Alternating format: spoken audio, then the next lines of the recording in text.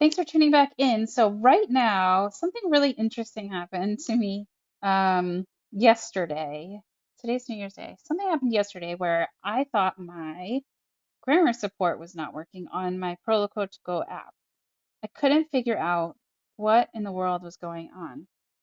I just did a video a few days ago on using grammar support, and then I went to use it myself myself, and it wasn't working. And the point of this video is a couple of things. I want to show you that using the um, the settings to contact support was so helpful, and I really didn't think it was going to be, and it helped tremendously and quickly.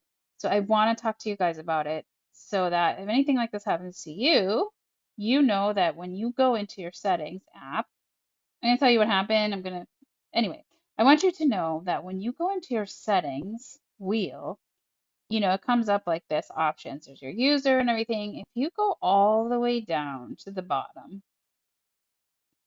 there is under support materials, it says contact support. Okay. So what you do is click on it. Let me show you. I'm going to back up because I want you guys to see both things. Okay. So if if you remember, or maybe you didn't watch my video, so if you want to the grammar support, I'll show you how to turn it on and off. It helps you to change the tenses of the verbs, and also for nouns and pronouns. For nouns, you can do singular, you can change singular to plural nouns. So I'm just going to make a sentence and show you.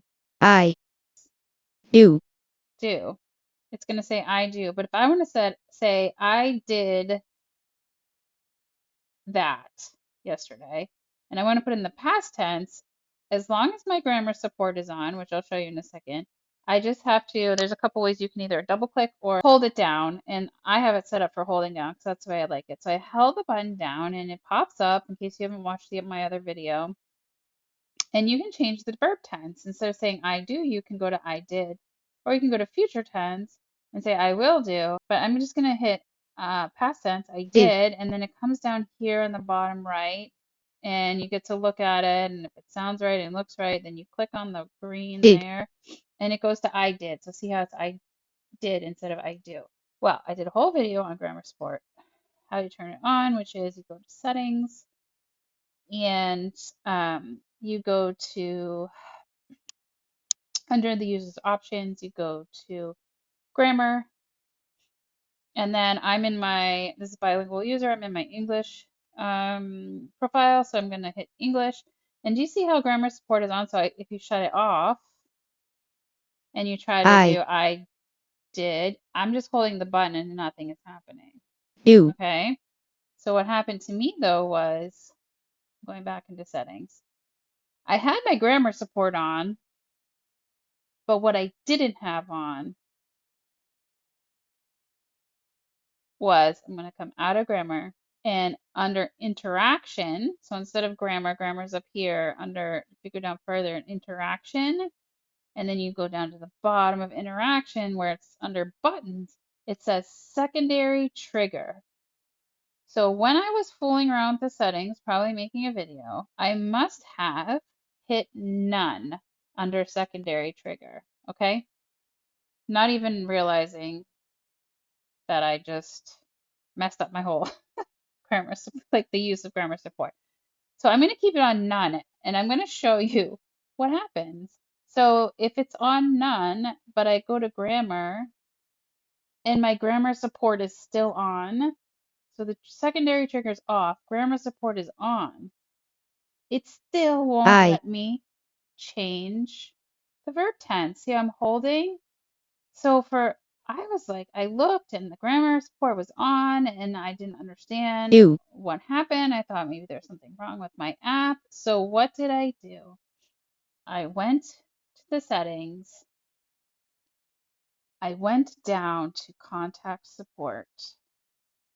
And when you hit that, it pops up and you can send an email.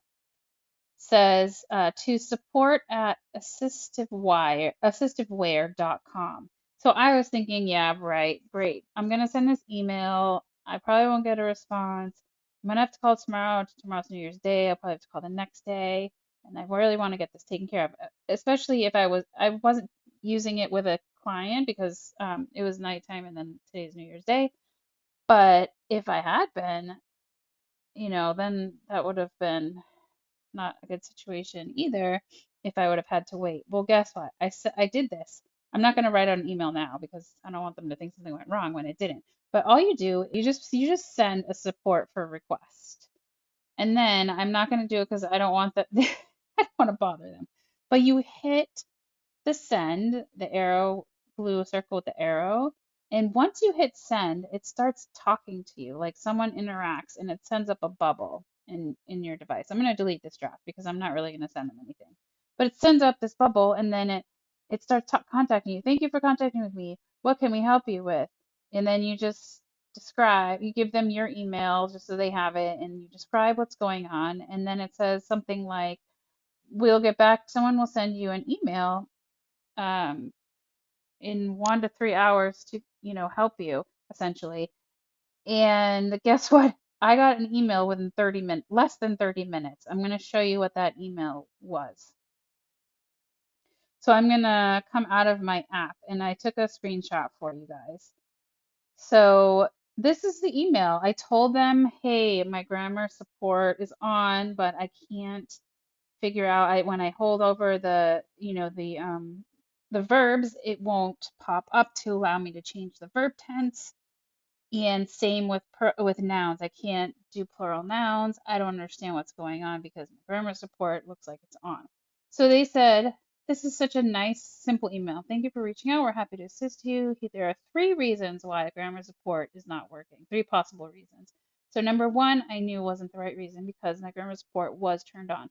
Number 2, the word kind is not set to a noun, verb, pronoun, or adjective. I knew that that wasn't the case either because the verbs that I was using and the nouns that I was using were all set to the right settings.